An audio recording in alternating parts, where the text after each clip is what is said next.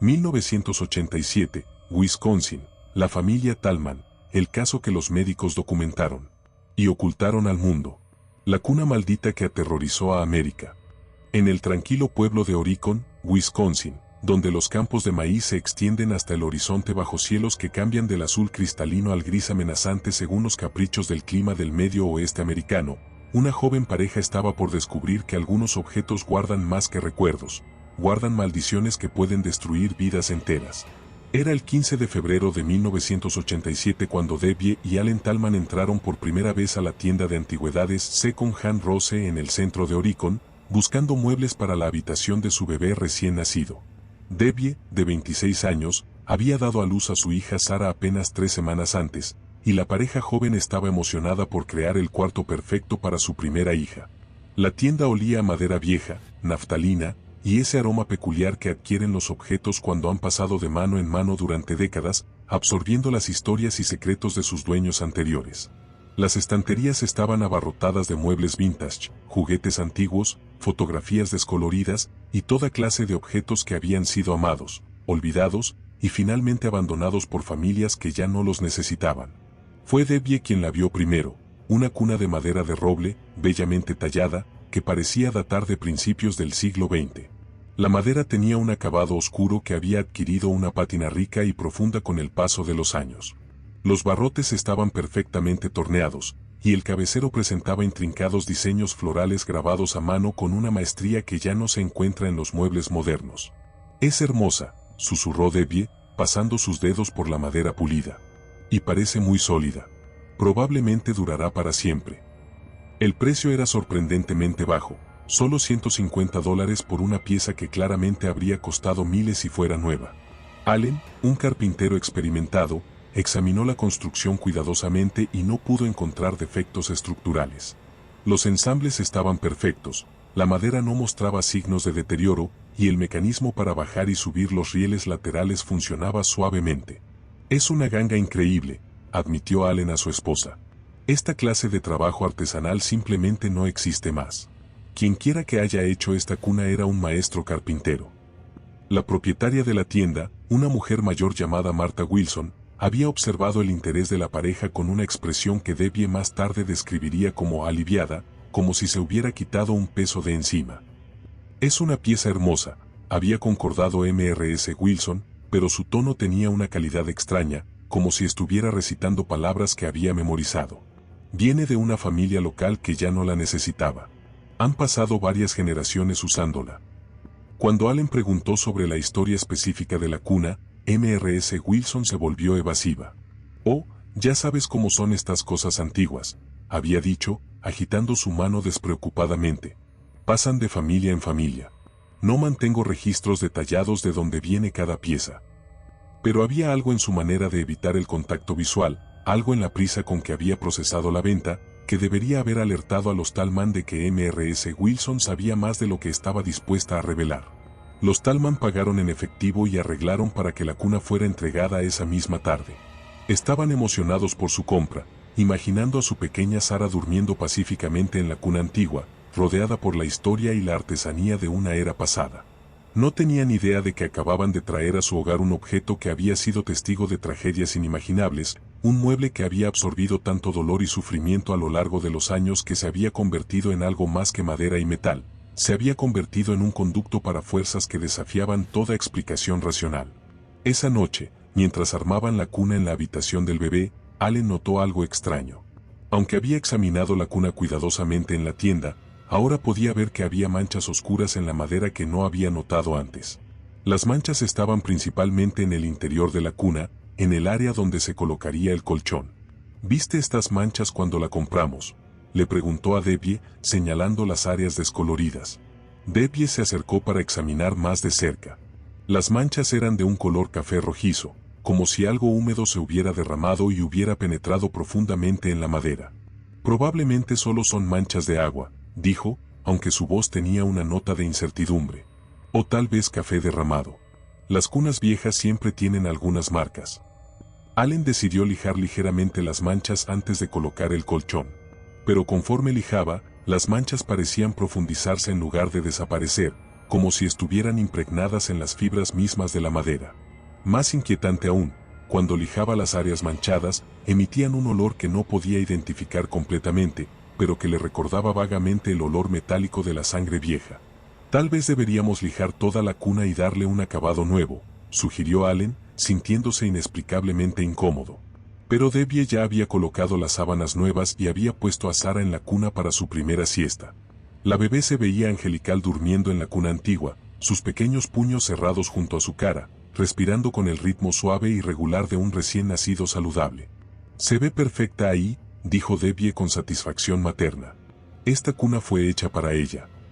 No sabían que esas palabras serían proféticas de una manera que jamás hubieran imaginado, y que en las semanas siguientes descubrirían que algunos objetos llevan consigo más que historia, llevan maldiciones que pueden convertir los sueños más dulces en pesadillas inimaginables. Allen Tallman, de 28 años, era exactamente el tipo de hombre en quien las mujeres buscaban estabilidad y los niños buscaban protección. Alto, con manos callosas de carpintero y una sonrisa fácil que iluminaba su rostro barbudo, había crecido en Wisconsin construyendo graneros y casas con su padre desde que tenía 14 años. Era un hombre práctico que creía que cualquier problema podía resolverse con las herramientas adecuadas y suficiente trabajo duro.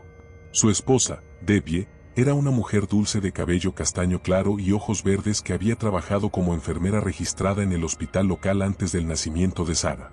Tenía esa combinación rara de gentileza maternal y competencia profesional que la convertía en el tipo de persona a quien la gente acudía naturalmente en crisis.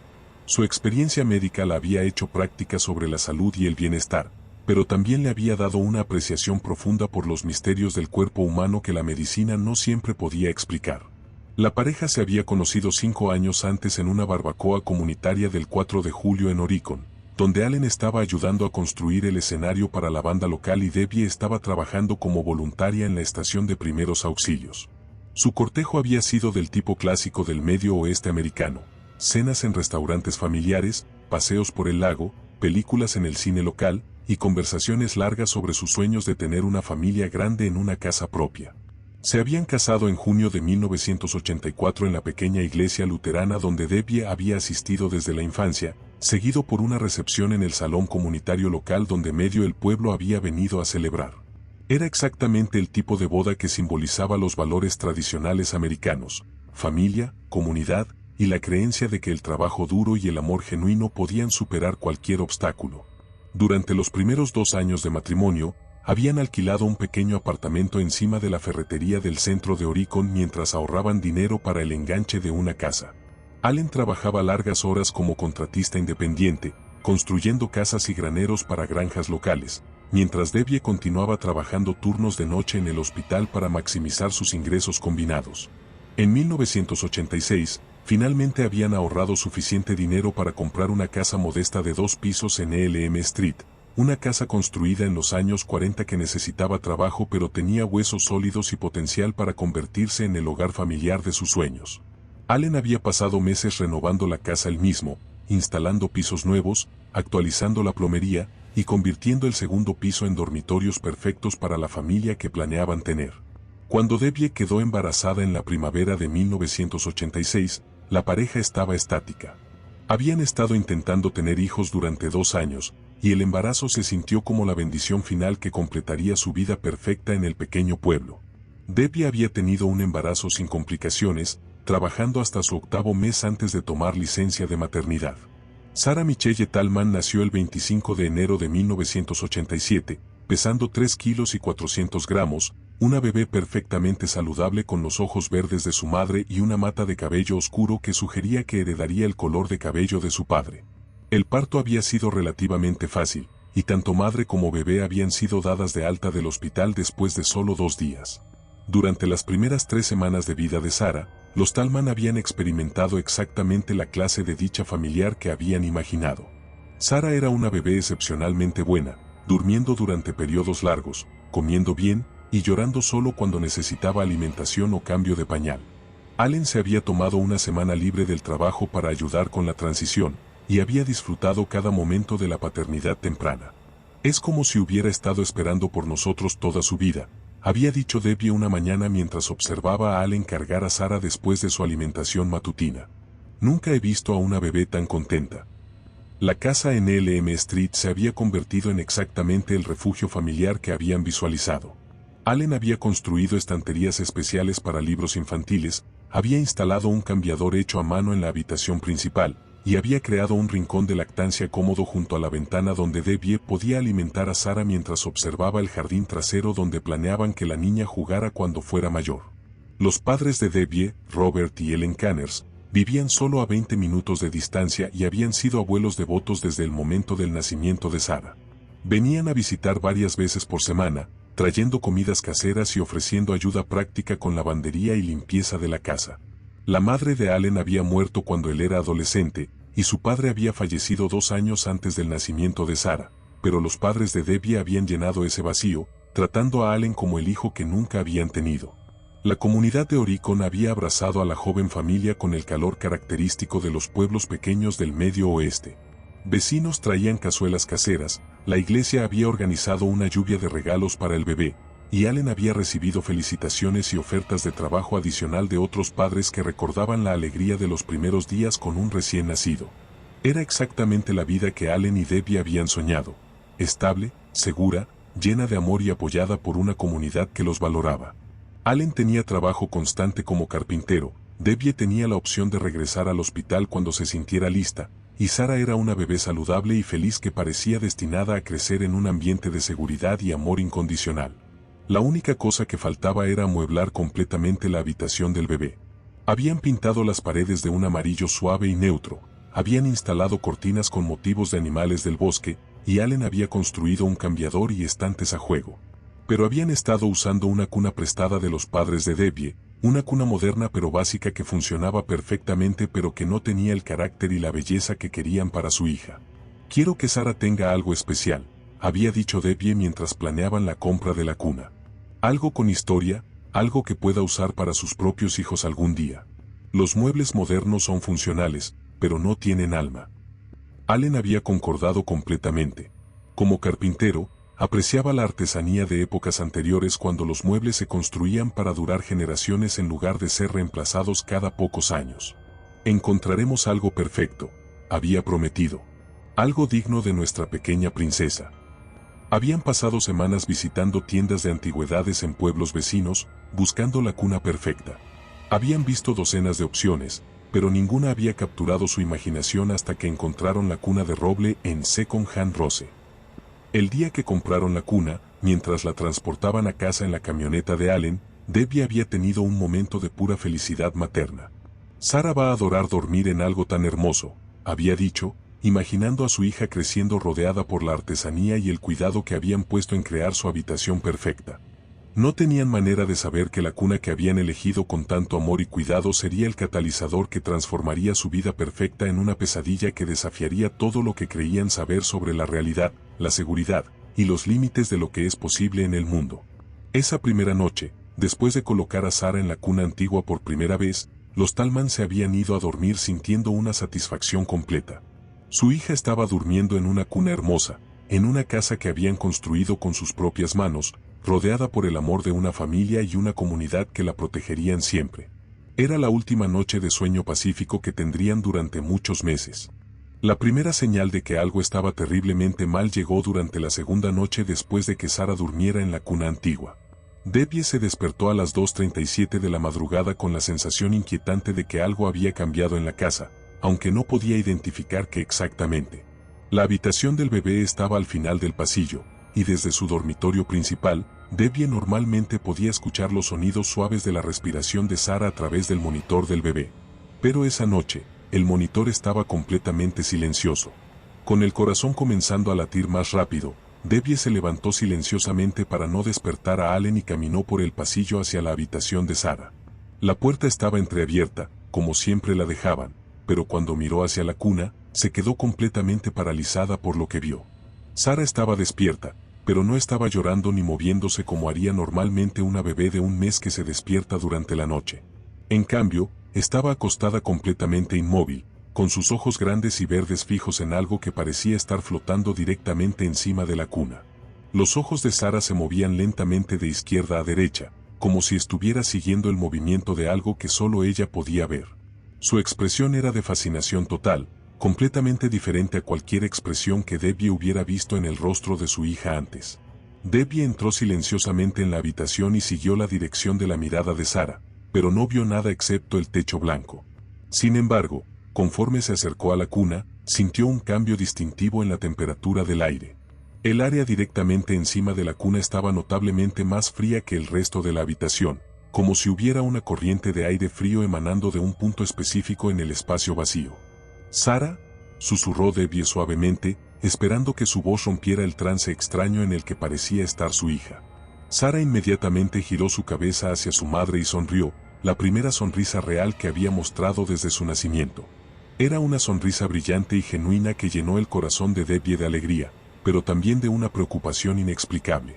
Era demasiado temprano para que Sara estuviera sonriendo socialmente, y la sonrisa había venido inmediatamente después de lo que parecía ser una experiencia visual intensa.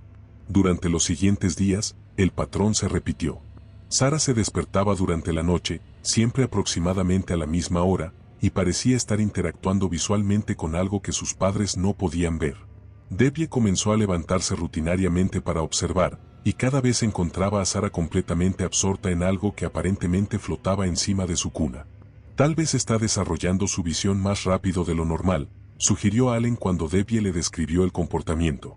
Los bebés a veces se fijan en sombras o patrones de luz que los adultos no notamos. Pero Debbie, con su entrenamiento médico, sabía que el comportamiento de Sara era inusual. Los recién nacidos de un mes no deberían ser capaces de enfocar objetos a distancia, y definitivamente no deberían estar sonriendo socialmente todavía.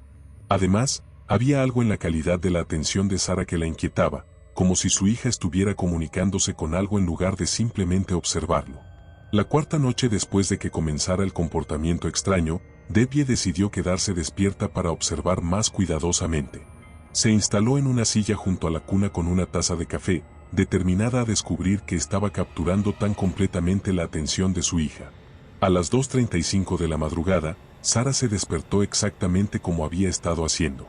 Pero esta vez, Debbie estaba observando desde el momento en que los ojos de la bebé se abrieron, y lo que vio la llenó de una mezcla de asombro y terror. Sara no se despertó gradualmente como lo hacen normalmente los bebés. En cambio, sus ojos se abrieron súbitamente, completamente alerta, como si hubiera sido despertada por algo específico. Inmediatamente giró su cabeza hacia el área encima de la cuna y comenzó a hacer sonidos suaves, no llantos, sino algo que sonaba casi como intentos de comunicación. Debbie observó fascinada mientras Sara parecía tener una conversación unilateral con algo invisible. La bebé hacía sonidos, luego se quedaba quieta como si estuviera escuchando, luego respondía con más sonidos.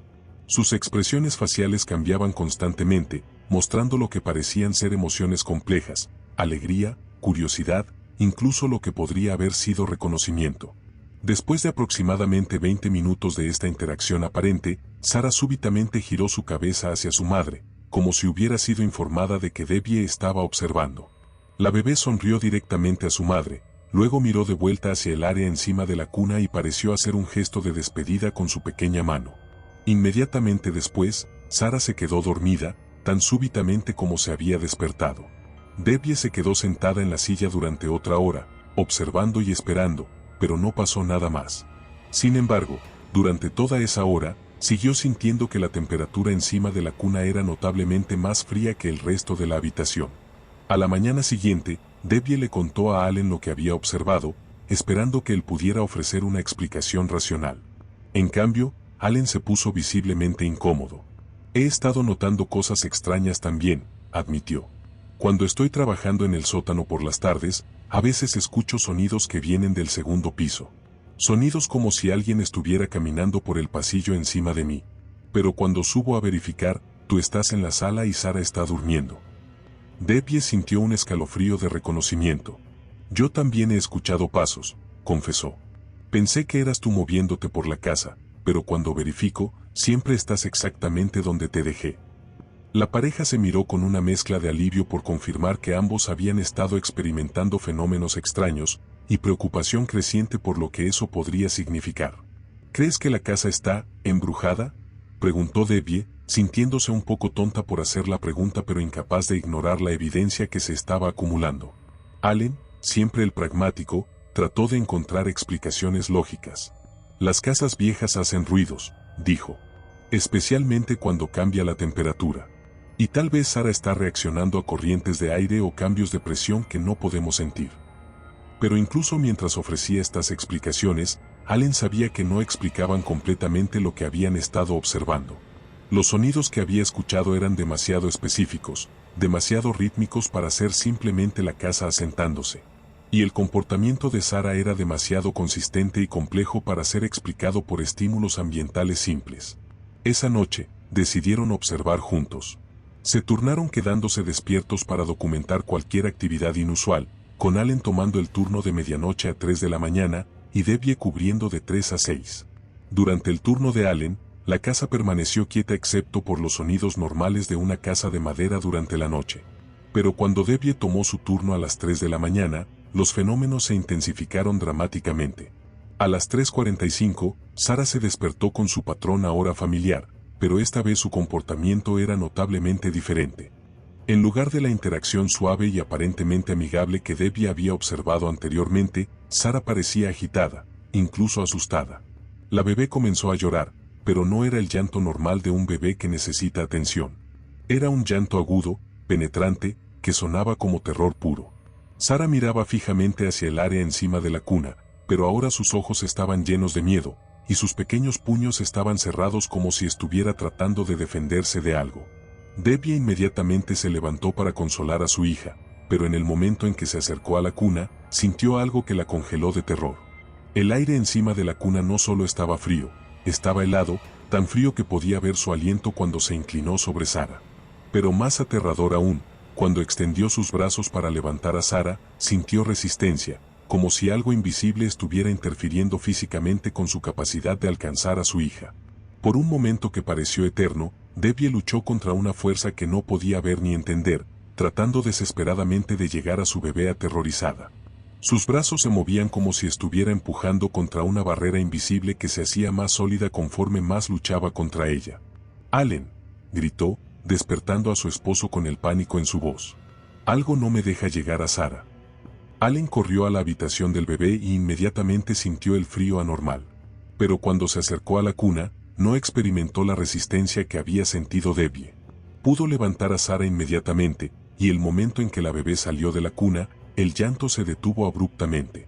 La temperatura volvió a la normalidad instantáneamente, y la sensación de resistencia desapareció completamente.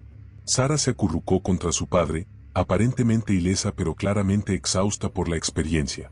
«¿Qué diablos fue eso?», susurró Allen, sosteniendo protectivamente a Sara mientras miraba la cuna que ahora parecía completamente normal. Debbie temblaba incontrolablemente. «Algo no quería que tocara a Sara», dijo. «Había algo ahí, algo que estaba tratando de mantenerme alejada de mi propia hija». Esa noche, los Tallman tomaron la decisión de sacar a Sara de la cuna antigua.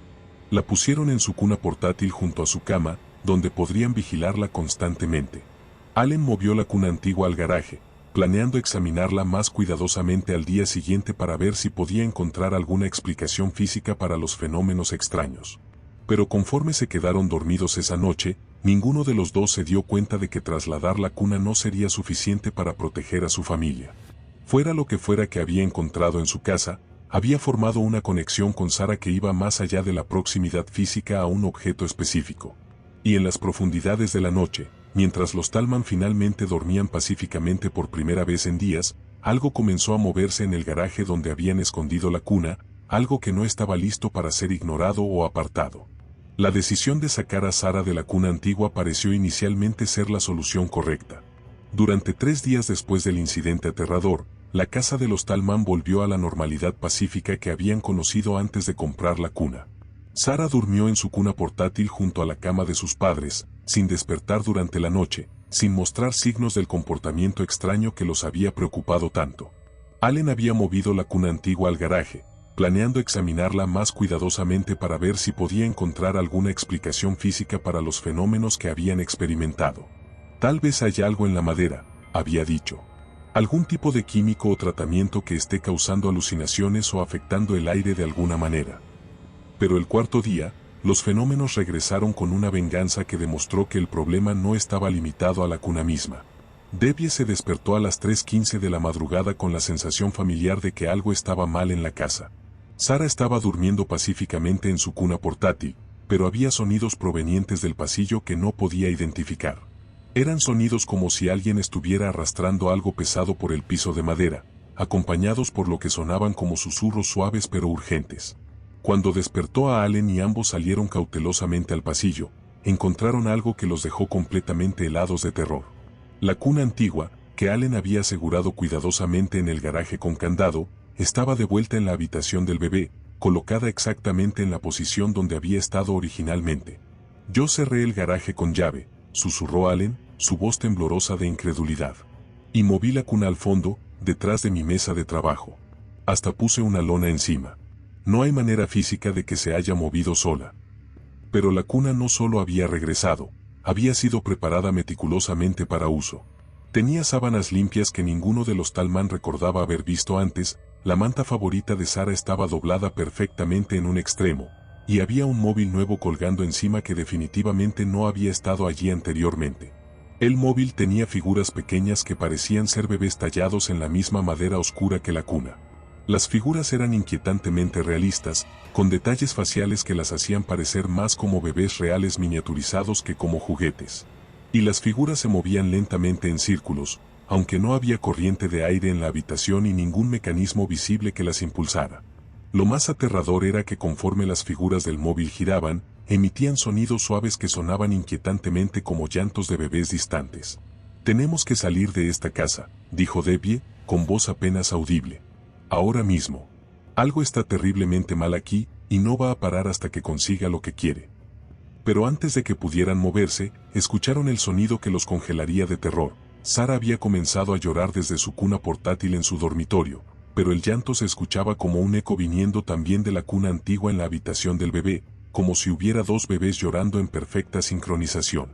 Corrieron de vuelta a su dormitorio y encontraron a Sara despierta y llorando en su cuna portátil, pero cuando regresaron al pasillo, el llanto continuaba resonando desde la habitación del bebé, como si hubiera una segunda Sara invisible en la cuna antigua.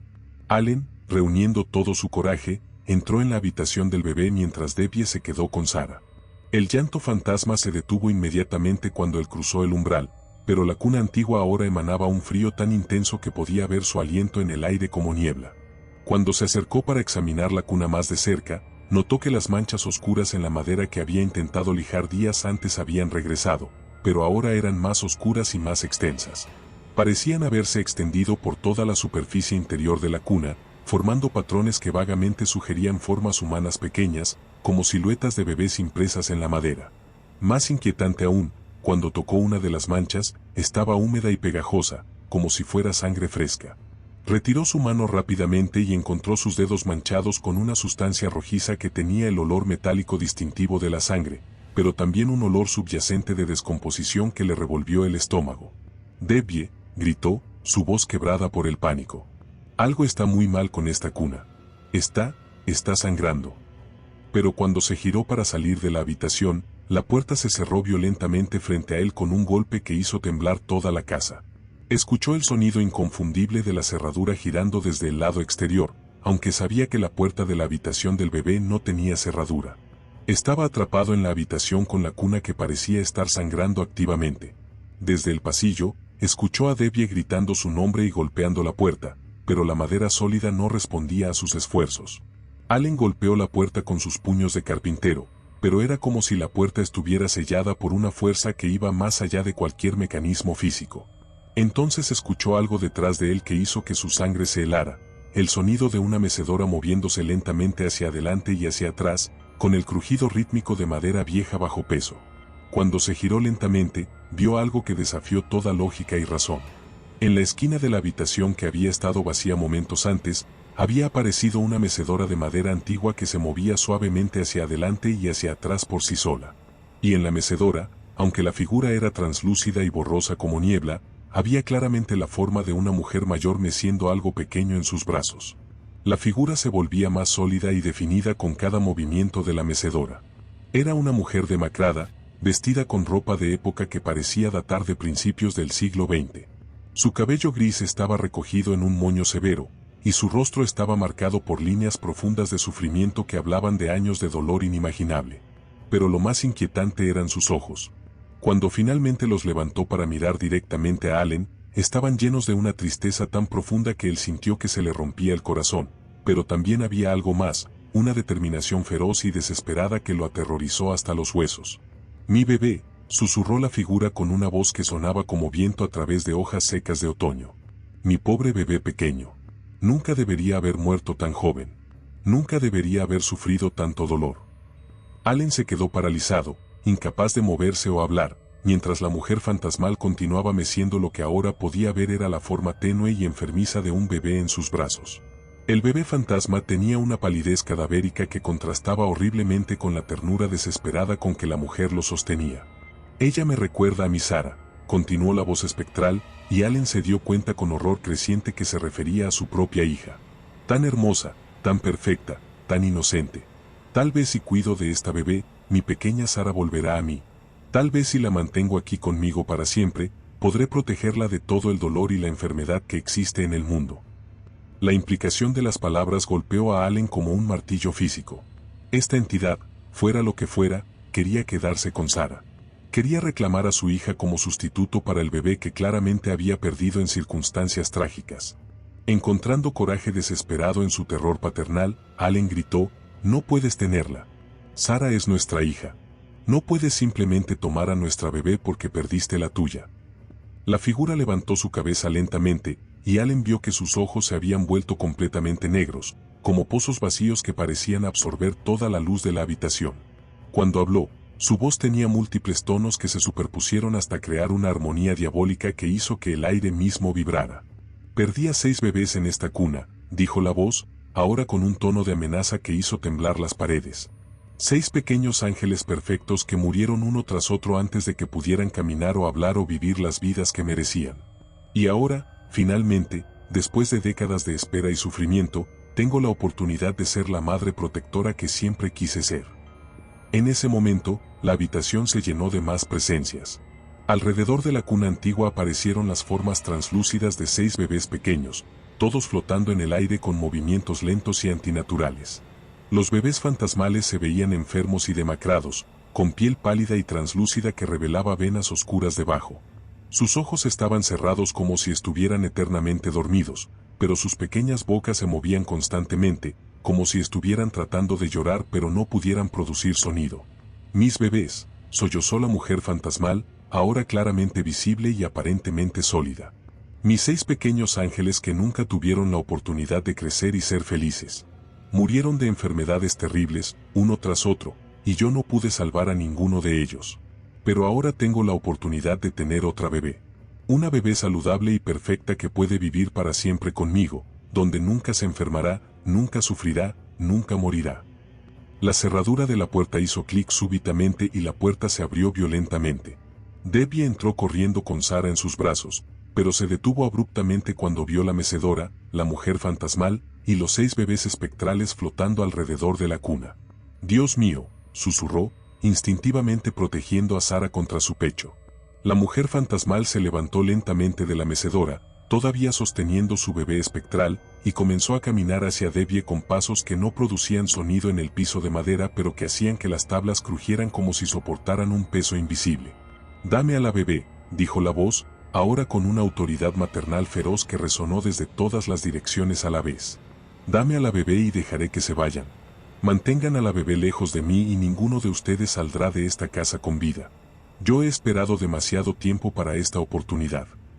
Debbie retrocedió hacia el pasillo, pero descubrió que la temperatura de toda la casa había comenzado a descender rápidamente. En cuestión de segundos, el aliento de todos se volvió visible como niebla, y una capa de escarcha comenzó a formarse en las ventanas y espejos de toda la casa. Peor aún, Sara había comenzado a reaccionar a la presencia de la entidad. La bebé no estaba llorando de miedo como había hecho antes, en cambio, estaba extendiendo sus pequeños brazos hacia la mujer fantasmal, haciendo sonidos suaves de reconocimiento como si la hubiera estado esperando. «No», gritó Debbie, apretando a Sara más fuerte contra su pecho. «No puedes tenerla. Es mi hija». Pero conforme hablaba, se dio cuenta de que sus brazos se estaban debilitando progresivamente, como si alguna fuerza invisible estuviera drenando su fuerza física. Sara se volvía más pesada con cada segundo que pasaba, y la bebé seguía extendiendo sus brazos hacia la entidad que se acercaba lentamente pero inexorablemente. Fue entonces cuando Allen notó algo grabado en la pared que no había estado allí antes. Las palabras habían aparecido en el yeso como si hubieran sido talladas con garras, profundas y irregulares.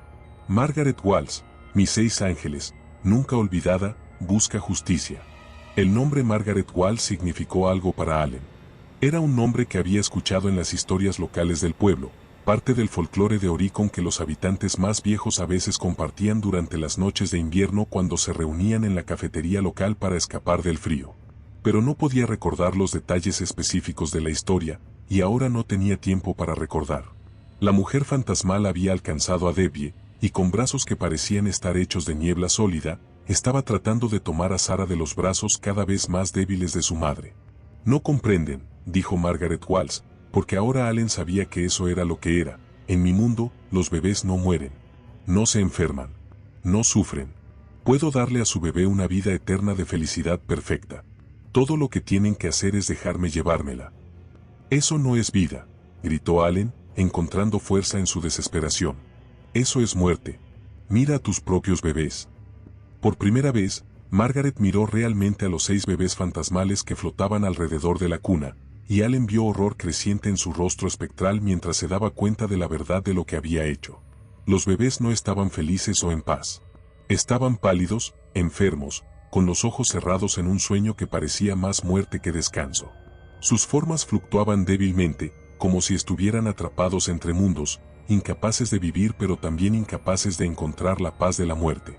Dios mío, susurró Margaret, su voz quebrada de horror y comprensión. ¿Qué les he hecho? Pensé que los estaba protegiendo, pero los he mantenido prisioneros. Los he impedido encontrar descanso. En ese momento de revelación y dolor, las fuerzas sobrenaturales en la habitación parecieron fluctuar. La temperatura comenzó a normalizarse ligeramente, y Debbie sintió que su fuerza regresaba lo suficiente para sostener firmemente a Sara. Pero Allen sabía que este momento de debilidad en la entidad era su única oportunidad de encontrar una solución permanente.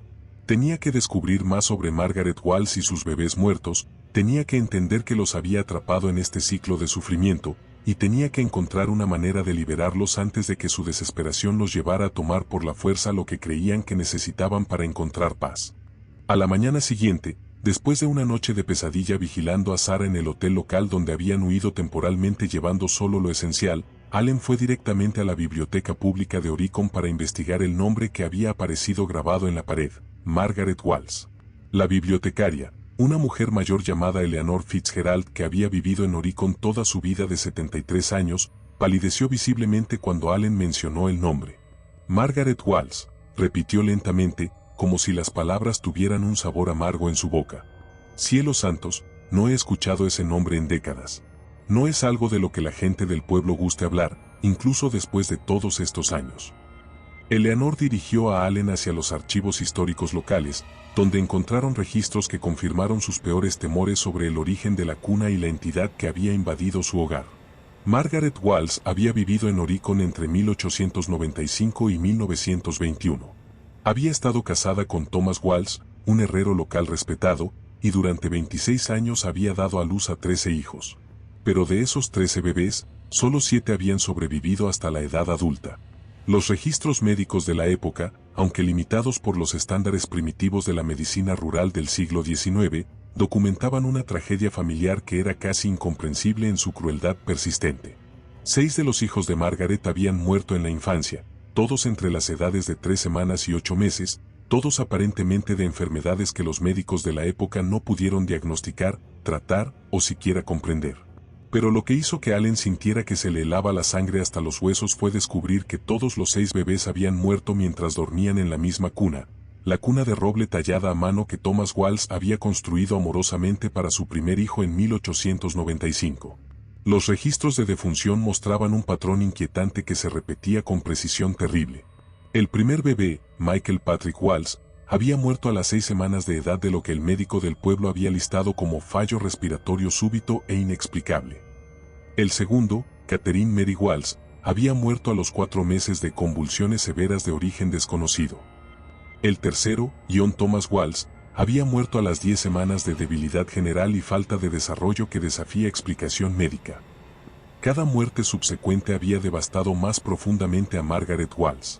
Los registros de la iglesia local, meticulosamente mantenidos por el pastor de la época, documentaban el deterioro progresivo de una mujer que había comenzado siendo maternal, alegre y profundamente devota, pero que se había vuelto progresivamente más obsesiva, desesperada y mentalmente inestable con cada pérdida devastadora.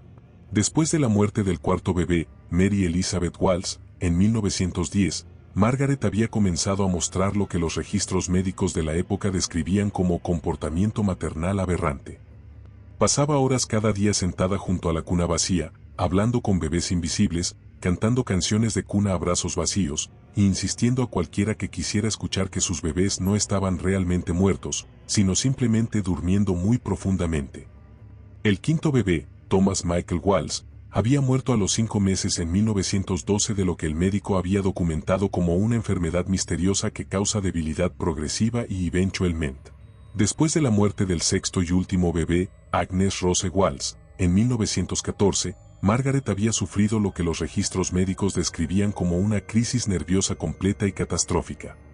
Había sido brevemente institucionalizada en el asilo estatal en Madison, donde había pasado 3 meses en tratamiento para lo que los doctores de la época habían diagnosticado como melancolía maternal extrema con tendencias maníacas. Durante su estancia en el asilo, Margaret había insistido obsesivamente a doctores, enfermeras y cualquier visitante que quisiera escuchar que algo maligno sobrenatural estaba matando a sus bebés uno por uno y que tenía que encontrar una manera de proteger a futuros niños de otras madres del mismo destino horrible. Los registros del asilo, escritos en la letra cuidadosa típica de los médicos victorianos, documentaban sesiones de terapia donde Margaret describía con detalles escalofriantes cómo había presenciado sombras oscuras rondando la cuna de cada bebé en las noches antes de sus muertes, y cómo había escuchado voces susurrantes, que prometían llevarse a sus hijos a un lugar donde nunca tendrían que sufrir again. Cuando Margaret regresó a casa después de 3 meses de tratamiento institucional, había desarrollado una fijación casi religiosa con la cuna donde habían muerto sus 6 hijos. Según testimonio detallado de vecinos preocupados, Margaret pasaba entre 12 y 14 horas cada día sentada junto a la cuna vacía, hablando en voz alta con bebés invisibles, meciendo sus brazos como si estuviera sosteniendo niños, y cantando canciones de cuna con una intensidad que perturbaba profundamente a cualquiera que la escuchara. Thomas Walsh, destrozado emocionalmente por las muertes de sus 6 hijos y aterrorizado por la deterioración mental progresiva de su esposa, había hecho múltiples intentos de convencer a Margaret de que se deshiciera de la cuna maldita. Pero ella se había vuelto violentamente protectora del objeto, atacando físicamente a cualquiera que intentara moverla o alterarla de cualquier manera. «Es el único lugar donde puedo sentir a mis bebés», había gritado Margaret durante uno de estos confrontamientos, según el testimonio de vecinos que habían escuchado la pelea desde la calle. «Es donde están esperándome. Si muevo la cuna, nunca podré encontrarlos nuevamente». En 1921, Margaret Walsh había sido encontrada muerta en la habitación del bebé de su casa, sentada en una mecedora junto a la cuna que había obsesionado sus últimos años. Tenía los brazos doblados como si estuviera sosteniendo a un bebé invisible, y había muerto con una sonrisa en su rostro que los vecinos describían como beatífica, como si finalmente hubiera encontrado la paz que había estado buscando. La causa oficial de muerte había sido listada como paro cardíaco, pero el médico que examinó el cuerpo había anotado en sus registros privados que Margaret parecía haber muerto en un estado de éxtasis maternal, como si hubiera experimentado una alegría tan intensa que su corazón simplemente no había podido soportarla. Thomas Walsh había abandonado la casa inmediatamente después del funeral de su esposa, incapaz de soportar vivir en un lugar que había sido testigo de tanto sufrimiento. Había donado todos los muebles, incluyendo la cuna que había construido con sus propias manos décadas antes, a organizaciones benéficas locales, esperando que otros pudieran encontrar alegría en objetos que para él solo representaban pérdida devastadora. Pero Allen descubrió que la historia de la cuna no había terminado con la muerte de Margaret Walsh. La cuna había pasado de familia en familia durante las siguientes 6 décadas, y cuando Allen investigó más profundamente, encontró un patrón aterrador que se repetía con regularidad inquietante.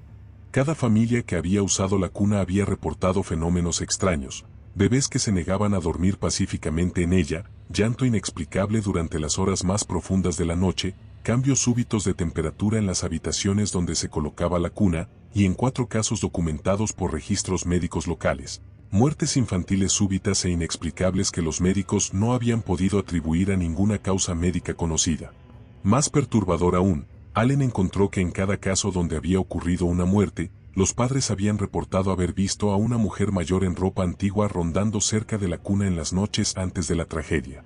Todas estas familias eventualmente se habían deshecho de la cuna, pasándola a la siguiente familia desprevenida o donándola a tiendas de segunda mano, creando un ciclo de sufrimiento que había continuado durante más de 60 años. Armado con esta información devastadora, Allen regresó al hotel donde Debbie estaba esperando con Sarah, quien había estado inquieta y difícil de consolar desde que habían dejado la casa.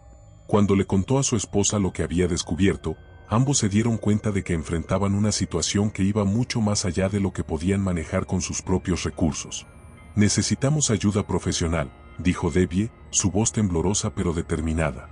«Pero, ¿a quién llamas cuando enfrentas algo como esto? ¿Quién va a creer que estamos siendo perseguidos por el fantasma de una mujer que murió hace más de 60 años?» Su primera llamada fue al padre Michael Mackenzie, el párroco joven de la iglesia católica local de Santa María.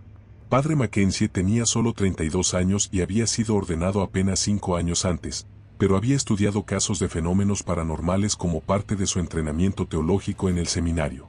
Cuando Allen y Debbie le explicaron su situación por teléfono, Padre Mackenzie inicialmente mostró el escepticismo comprensible de un clérigo moderno educado en tradiciones post-Vaticano II. Pero cuando ellos le describieron los detalles específicos de los fenómenos que habían experimentado, y especialmente cuando mencionaron el nombre Margaret Walsh, su tono cambió dramáticamente. «Margaret Walsh», repitió Padre Mackenzie, y Allen pudo escuchar papeles siendo movidos al fondo. «Ese nombre está en nuestros registros parroquiales. Déjenme verificar, sí, aquí está. Margaret Walsh, 1872 a 1921. Los registros muestran que perdió 6 hijos en circunstancias trágicas y que sufrió lo que nuestros registros llaman aflicción maternal extrema antes de su muerte». Padre Mackenzie arregló para visitarlos esa misma tarde en el hotel, pero sugirió que también contactaran a investigadores paranormales profesionales. «Si ustedes están experimentando actividad sobrenatural genuina relacionada con Margaret Walsh, van a necesitar más ayuda de la que un solo sacerdote puede proporcionar», explicó. «Este tipo de casos requieren un enfoque coordinado que combine intervención espiritual con investigación científica». Siguiendo la recomendación del padre, Allen contactó a Ed y Lorraine Warren, los investigadores paranormales más famosos de América, cuya reputación por manejar casos auténticos de actividad sobrenatural era conocida en todo el país. Cuando Allen explicó la situación por teléfono, Ed Warren inmediatamente reconoció los patrones que describía. «Lo que ustedes están describiendo son manifestaciones clásicas de lo que llamamos encantamiento de objeto», explicó Ed.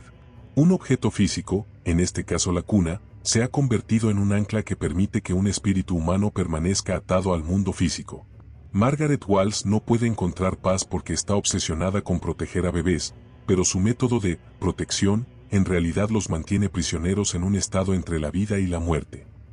Los Warren arreglaron para viajar a Wisconsin inmediatamente, trayendo con ellos equipo especializado para documentar y potencialmente resolver la situación paranormal.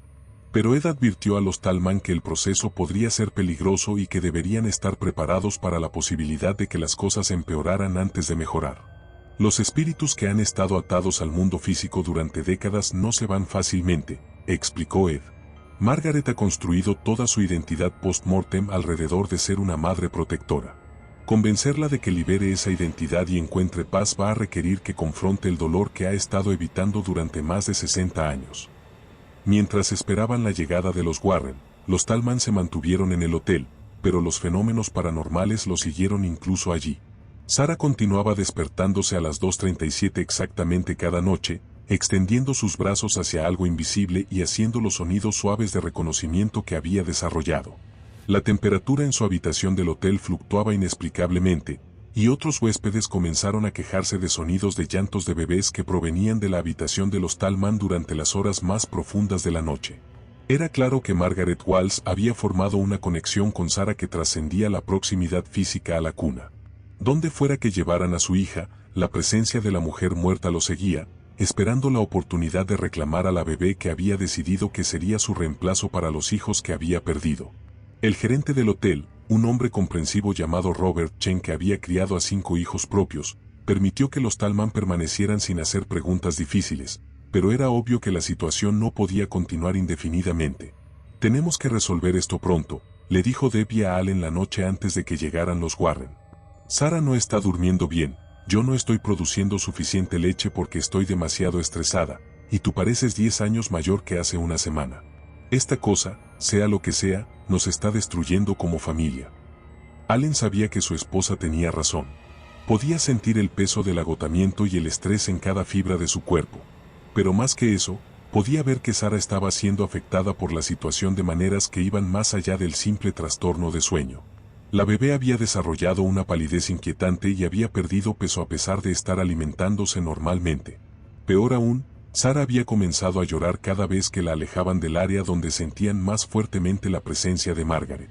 Era como si la entidad hubiera formado una conexión tan fuerte con la bebé que Sarah ahora necesitaba esa conexión, como una adicción que crecía más fuerte cada día. «Creo que Margaret está tratando de preparar a Sarah para la transición», dijo Allen con una comprensión horrible. «Está haciendo que Sarah dependa de ella, que la necesite.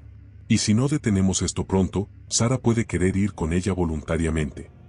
La perspectiva de perder a su hija no por fuerza sino por una conexión sobrenatural que Margaret había cultivado cuidadosamente añadió una nueva dimensión de terror a una situación que ya parecía imposible de resolver.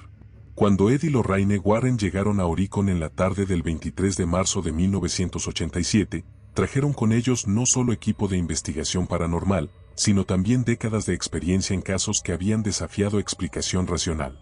Después de escuchar el relato completo de los Tallman y revisar la investigación histórica que Allen había compilado, los Warren confirmaron que estaban lidiando con un caso extraordinariamente complejo de encantamiento de objeto combinado con obsesión espiritual maternal. Margaret Walsh no es malévola en el sentido tradicional, explicó Lorraine Warren después de su evaluación inicial. Su amor por los bebés es genuino, pero ha sido corrompido por décadas de dolor no resuelto y por su negativa a aceptar la muerte de sus propios hijos. En su estado actual, cree sinceramente que puede ofrecer una vida mejor a Sarah en el mundo espiritual, pero no comprende que lo que está ofreciendo es efectivamente muerte. Los Warren propusieron un plan de 3 fases para resolver la situación. Primero, una investigación exhaustiva usando equipo moderno para documentar completamente la naturaleza y alcance de los fenómenos paranormales. Segundo, un intento de comunicación directa con Margaret para ayudarla a entender el daño que estaba causando. Y finalmente, si la comunicación fallaba, un exorcismo formal tanto del objeto como de la propiedad para romper forzadamente la conexión de Margaret con el mundo físico. Nuestro objetivo, explicó Ed Warren, no es simplemente ahuyentar a Margaret, sino ayudarla a encontrar la paz verdadera que ha estado buscando durante más de 60 años. Si podemos ayudarla a reunirse con sus propios hijos en el más allá, liberará voluntariamente su obsesión con Sarah. La investigación formal de los Warren comenzó al atardecer del 24 de marzo de 1987, cuando el equipo regresó cautelosamente a la casa de los Tallman en Elm Street, ahora equipados con cámaras infrarrojas, equipos de grabación de audio digital, termómetros de precisión y detectores de campos electromagnéticos. Lo que documentaron durante las siguientes 12 horas se convertiría en uno de los casos más convincentes de actividad paranormal auténtica jamás registrados por investigadores profesionales. Las cámaras infrarrojas detectaron inmediatamente múltiples figuras humanoides en la habitación del bebé, la forma claramente definida de una mujer adulta sentada en una mecedora, y 6 formas más pequeñas que flotaban en patrones circulares alrededor de la cuna antigua. Las figuras eran visibles solo en las cámaras infrarrojas, completamente invisibles al ojo humano, pero mostraban patrones de movimiento coordinados que sugerían inteligencia y propósito. Los equipos de grabación de audio capturaron múltiples voces superpuestas, la voz de una mujer adulta cantando canciones de cuna en un dialecto alemán antiguo, y lo que sonaban como 6 voces infantiles diferentes respondiendo en armonía débil pero claramente audible. Los analistas de audio que más tarde estudiaron las grabaciones confirmaron que las voces mostraban características acústicas consistentes con la época histórica de Margaret Walsh, incluyendo patrones de habla y pronunciación que habían estado fuera de uso durante décadas. Pero fue durante el intento de comunicación directa que los Warren hicieron el descubrimiento más extraordinario del caso. Lorraine Warren, utilizando sus habilidades allegedly clarividentes, logró establecer contacto verbal directo con Margaret Walsh durante una sesión que fue completamente grabada y presenciada por múltiples testigos independientes. La conversación que siguió reveló la profundidad del dolor y confusión que había mantenido a Margaret atada al mundo físico durante más de 60 años. He estado esperando tanto tiempo, dijo Margaret a través de Lorraine, su voz llena de una soledad que rompía el corazón. Mis bebés murieron, uno tras otro, y yo no pude salvar a ninguno de ellos. Era su madre, se suponía que debía protegerlos, pero fallé completamente.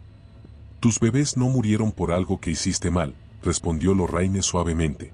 Murieron por enfermedades que los médicos de tu época no sabían cómo tratar. No fue tu culpa. Pero ahora tengo otra oportunidad, insistió Margaret. Esta bebé, Sarah, es perfecta y saludable. Si la llevo conmigo al mundo espiritual, nunca se enfermará, nunca sufrirá, nunca experimentará el dolor que mis propios bebés experimentaron. Puedo darle vida eterna en felicidad perfecta. Pero Margaret, dijo Lorraine, mira a tus propios bebés. Míralos realmente. ¿Se ven felices? ¿Se ven en paz? Por primera vez en décadas, Margaret dirigió su atención a las formas espectrales de sus 6 hijos que habían estado flotando alrededor de la cuna. Y lo que vio la horrorizó. Sus bebés no estaban en felicidad eterna. Estaban pálidos, enfermos, con expresiones de sufrimiento que hablaban de décadas de estar atrapados en un estado entre la vida y la muerte. Sus ojos estaban cerrados no en sueño pacífico, sino en el agotamiento de espíritus que habían sido mantenidos por fuerza en un mundo donde ya no pertenecían. «Oh, Dios mío», sollozó Margaret, la realización golpeándola como una avalancha. ¿Qué he hecho? No los protegí. Los mantuve prisioneros. Los impedí encontrar el descanso que necesitaban. Los 6 bebés fantasmales abrieron súbitamente sus ojos y miraron a su madre con expresiones que combinaban amor profundo con cansancio infinito. Sus pequeñas bocas se abrieron, y por primera vez en décadas, pudieron hablar. «Mamma», dijeron al unísono, sus voces como susurros de viento a través de hojas de otoño, «estamos muy cansados. Hemos estado esperando tanto tiempo que nos dejes descansar. Por favor, deja que vayamos a donde necesitamos ir». El corazón de Margaret se rompió completamente al escuchar las voces de sus hijos pidiendo liberación del limbo en el que ella los había mantenido por amor mal dirigido. «Pero si los dejo ir», lloró, «estaré completamente sola. No podré proteger a nadie más». En ese momento, una nueva presencia se manifestó en la habitación. Todos los instrumentos detectaron la aparición de otra figura masculina, y a través de Lorraine, una voz profunda y gentil se dirigió a Margaret. «No estarás sola, querida», dijo la voz que Allen reconoció como Thomas Walsh, el esposo de Margaret. «He estado aquí todo el tiempo, esperando pacientemente que estuvieras lista para venir conmigo. Nuestros bebés están esperando por nosotros en un lugar hermoso donde no hay dolor, no hay enfermedad, no hay pérdida. Pero no pueden ir allí mientras tú los mantengas aquí por miedo». «Thomas», susurró Margaret, su voz llena de esperanza y amor. «¿Has estado esperándome todo este tiempo?» 66 años, confirmó Thomas. «Y esperaría otros 60 si fuera necesario. Pero nuestros hijos necesitan que seamos una familia completa nuevamente. Necesitan que los guiemos hacia la paz que han estado buscando». Margaret miró alternativamente a su esposo espectral, a sus 6 hijos cansados, y hacia donde sabía que Sarah estaba siendo sostenida por Debbie en el pasillo. «Pero esta bebé terrenal», comenzó. «Esta bebé tiene sus propios padres que la aman», dijo Thomas con gentileza firme. «Tiene una familia que la protegerá en el mundo físico donde pertenece. No nos necesita, Margaret. Nuestros propios hijos nos necesitan para liberarlos finalmente». Durante los siguientes 20 minutos, presenciados y grabados por los Warren, Margaret Walsh tuvo la conversación más importante de su existencia post-mortem. Sus hijos le explicaron décadas de sufrimiento causado por su negativa a dejarlos partir.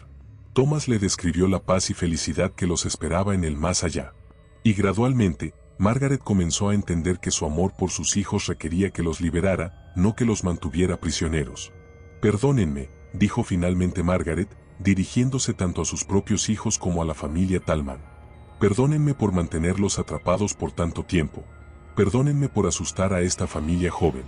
Solo quería ser una buena madre, pero no entendía que ser una buena madre a veces significa dejar ir». Uno por uno, Margaret se acercó a cada uno de sus 6 bebés fantasmales. Los tomó en sus brazos espectrales, los besó con ternura infinita, y les dijo que los amaba lo suficiente para permitirles encontrar finalmente la paz que habían estado buscando. Conforme lo hacía, cada bebé se volvía más sólido y saludable, perdiendo la palidez enfermiza que había marcado su existencia espectral. Comenzaron a sonreír por primera vez en décadas, sonrisas de bebés finalmente libres de dolor y sufrimiento. «Es hora de ir a casa», dijo Thomas, extendiendo su mano hacia su esposa. Margaret tomó la mano de su esposo, y con sus 6 hijos flotando a su alrededor ahora radiantes de felicidad, la familia Walsh comenzó a desvanecerse gradualmente. Conforme se volvían más translúcidos, una sensación de paz profunda llenó toda la casa, reemplazando el frío y la tensión que había dominado la propiedad durante semanas. «Cuiden a su bebé», fueron las últimas palabras de Margaret, dirigidas directamente a Allen y Debbie. «Es muy especial. Ha visto cosas que la mayoría de las personas nunca verán. Ese don la ayudará a ayudar a otros durante su vida». Y con esas palabras, Margaret Walsh y su familia se desvanecieron para siempre, llevando consigo la maldición que había plagado la cuna antigua durante más de 90 años. La cuna, que había sido el centro de tanto terror, ahora se veía exactamente como lo que era, un mueble hermoso tallado con amor por un padre que quería lo mejor para sus hijos. Los instrumentos de los Warren confirmaron que toda actividad paranormal había cesado completamente. Sin embargo, los Tallman decidieron no conservar la cuna a pesar de que ya no estaba encantada.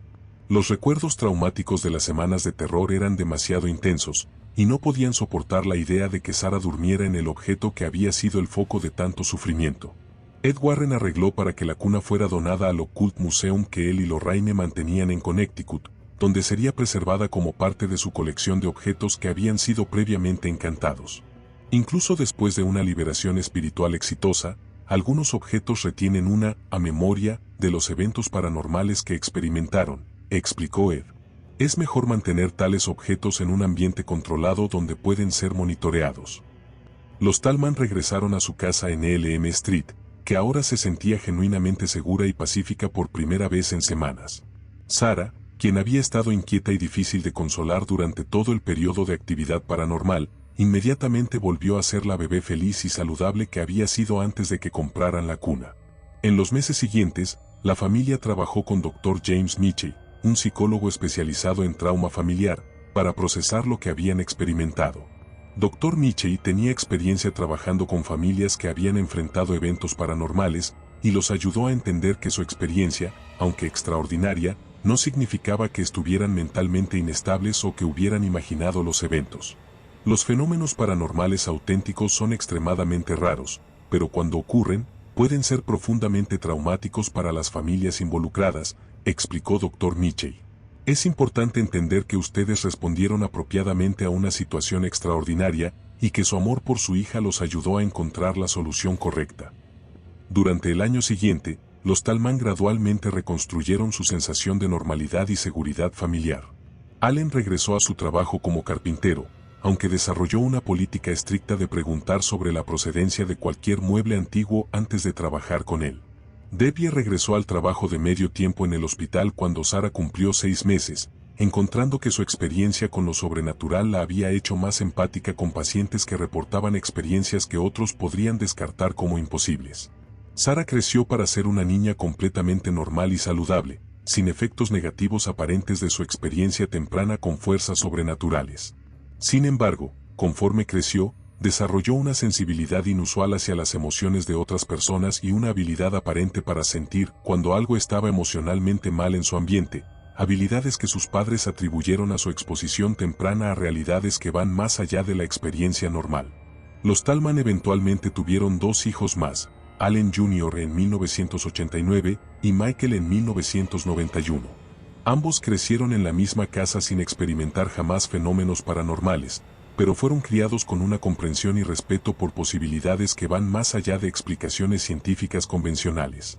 En 1995, cuando Sarah tenía 8 años, la familia recibió una carta de Ed Warren informándoles que la cuna en su museo había comenzado a mostrar signos muy leves de actividad paranormal renovada durante ciertas fechas de aniversario. Warren quería asegurarles que no había peligro, pero que la cuna parecía recordar su historia en fechas significativas. Ocasionalmente detectamos fluctuaciones electromagnéticas muy leves alrededor de la cuna, especialmente en las fechas de muerte de los bebés Walsh originales, escribió Warren. Pero la actividad es completamente benigna, más como una conmemoración que como un encantamiento activo. Margaret y sus hijos encontraron paz, pero el objeto mismo retiene una memoria de su historia. Los Tallman no experimentaron ningún fenómeno renovado en su hogar, confirmando que la liberación espiritual había sido completa y permanente. En 2007, 20 años después de los eventos originales, Sarah Tallman, ahora una joven adulta de 20 años estudiando trabajo social en la Universidad de Wisconsin, escribió su tesis senior sobre el impacto a largo plazo de eventos paranormales en el desarrollo infantil. Su perspectiva única como alguien que había sido el objetivo de una entidad sobrenatural durante la infancia proporcionó insights valiosos para el campo emergente de psicología paranormal. Aunque no tengo recuerdos conscientes específicos de los eventos que ocurrieron cuando era bebé, escribió Sarah, siento que esa experiencia me dio una apertura hacia realidades que van más allá de lo que podemos medir científicamente. Eso me ha hecho más empática hacia personas que enfrentan experiencias que otros podrían descartar como imposibles, y me ha inspirado a trabajar con familias que enfrentan crisis que desafían explicación convencional. Hoy, en 2024, la familia Tallman continúa viviendo en Wisconsin, aunque se mudaron de Oricon hace una década cuando Allen expandió su empresa de construcción a Milwaukee. Sarah se casó con un maestro de escuela primaria y tiene 2 hijos propios, gemelos de 5 años que según informes familiares son excepcionalmente empáticos y sensibles a las necesidades emocionales de otros. Allen Jr. y Michael, los hermanos menores de Sarah, crecieron conociendo la historia familiar pero sin experimentar nunca fenómenos paranormales directos. Sin embargo, ambos desarrollaron un respeto profundo por lo sobrenatural y una apertura hacia posibilidades que van más allá de explicaciones científicas tradicionales. Allen Jr. se convirtió en investigador paranormal profesional, inspirado por la experiencia de su familia, mientras Michael estudió teología y ahora trabaja como consejero pastoral especializado en ayudar a familias que enfrentan crisis espirituales. La cuna de Margaret Walsh permanece en el Occult Museum en Connecticut, donde se exhibe con una placa que cuenta su historia completa. Visitantes del museo reportan ocasionalmente sensaciones de melancolía profunda cuando se acercan a la cuna, pero nunca miedo o terror. Es como si el objeto ahora irradiara la paz que Margaret finalmente encontró cuando se reunió con su familia. En 2019, después de la muerte de Ed Warren, los nuevos administradores del museo organizaron una investigación de seguimiento de varios objetos en la colección, incluyendo la cuna de los Tallman. Investigadores modernos utilizando tecnología electromagnética avanzada confirmaron que aunque la cuna ya no presenta actividad paranormal activa, retiene lo que los científicos describen como memoria cuántica de su historia traumática. Dr. Elena Rodríguez, una física que estudia la intersección entre conciencia y mecánica cuántica, ofreció una explicación posible para este fenómeno. Si la conciencia humana realmente consiste en patrones de información cuántica, entonces objetos que han sido expuestos a emociones intensas durante periodos prolongados podrían retener impresiones de esa información. La cuna Walsh muestra exactamente los tipos de anomalías electromagnéticas que esperaríamos si hubiera absorbido y retenido información cuántica de las experiencias emocionales intensas asociadas con ella. El caso de la familia Tallman se ha convertido en uno de los casos de objetos encantados mejor documentados en los archivos de investigación paranormal americana. La combinación de historia verificable del objeto, testimonios múltiples de familias afectadas a lo largo de décadas, documentación extensa por investigadores profesionales usando equipo científico, y resolución exitosa a través de intervención espiritual crea un estudio de caso que desafía explicaciones escépticas simples. Para los Tallman, la experiencia cambió fundamentalmente su comprensión de la naturaleza de la realidad y su lugar dentro de ella. Aprendimos que hay fuerzas en el mundo que van más allá de lo que podemos ver o medir, dice Allen, ahora un hombre de 65 años cuyo cabello ha encanecido pero cuyos ojos todavía brillan con la sabiduría ganada a través de experiencia directa con lo imposible. Pero también aprendimos que el amor genuino, ya sea entre padres e hijos o entre esposos, es más poderoso que cualquier fuerza sobrenatural. Debbie, ahora supervisora del departamento de pediatría en el Hospital Principal de Milwaukee, ha incorporado su experiencia paranormal en su práctica médica profesional. He visto demasiadas cosas que la medicina no puede explicar completamente, dice. Mi experiencia con Margaret Walsh me enseñó a escuchar a pacientes y familias cuando reportan experiencias inusuales, en lugar de descartar automáticamente cualquier cosa que no encaje en protocolos médicos estándar. En Oricon, La casa donde los Tallman experimentaron su encuentro con lo sobrenatural continúa siendo habitada por familias que nunca han reportado actividad paranormal. La habitación que una vez fue el centro de tanto terror ahora es el cuarto de juegos alegre de niños que no tienen idea de la historia dramática que se desarrolló dentro de sus paredes. La tienda Second Hand Rose donde los Tallman compraron originalmente la cuna cerró en 2003 cuando Martha Wilson, la propietaria, murió a los 89 años. En sus papeles personales, la familia encontró un diario donde había documentado meticulosamente cada objeto paranormalmente activo que había pasado por su tienda durante 40 años de negocio. La entrada sobre la cuna Walls era particularmente reveladora. Esta cuna ha regresado a mi tienda 6 veces durante los últimos 30 años. Cada familia que la compra la devuelve dentro de meses, reportando fenómenos que no puedo explicar. He tratado de destruirla 2 veces, pero siempre reaparece intacta al día siguiente. Finalmente he aceptado que mi papel es simplemente ser un conducto, pasándola de familia en familia hasta que alguien pueda resolver lo que sea que la mantiene atada a este mundo. La última entrada en el diario, fechada solo días antes de la muerte de Martha, decía: los Tallman nunca devolvieron la cuna. Espero que eso signifique que finalmente encontraron una manera de liberarla de lo que sea que la atormentaba. Algunos objetos cargan dolor que va más allá de su propósito original. Tal vez ahora esa cuna finalmente puede descansar en paz. Hoy, casi 40 años después de los eventos que transformaron sus vidas, los Tallman permanecen como una familia cercana unida por una experiencia compartida que pocos podrían entender o creer. Pero para ellos, la experiencia no fue simplemente aterradora, fue transformadora, enseñándoles que la realidad es más compleja y misteriosa de lo que la mayoría de las personas jamás imaginarán. La gente nos pregunta si lamentamos haber comprado esa cuna, dice Debbie.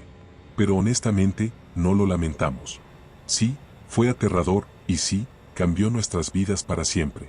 Pero también nos enseñó que el amor verdadero puede trascender incluso la muerte, y que a veces las personas más necesitadas de ayuda son aquellas que han estado sufriendo en silencio durante décadas. Pudimos ayudar a Margaret y sus bebés a encontrar paz finalmente. Eso hace que todo haya valido la pena. En algún lugar más allá del velo que separa el mundo de los vivos del mundo de los muertos, Margaret Walls finalmente está en paz, reunida con su esposo y sus 6 hijos en un lugar donde el dolor no existe y donde las familias pueden estar juntas para siempre. Y en Connecticut, en un museo dedicado a preservar evidencia de que hay más en la realidad de lo que podemos explicar, una cuna de roble tallada a mano descansa silenciosamente, ya no como instrumento de sufrimiento, sino como testimonio de que incluso las tragedias más profundas pueden eventualmente transformarse en historias de amor, perdón y liberación final. El caso está cerrado, pero la lección permanece, que hay misterios en nuestro mundo que requieren no solo investigación científica, sino también compasión humana para ser verdaderamente resueltos.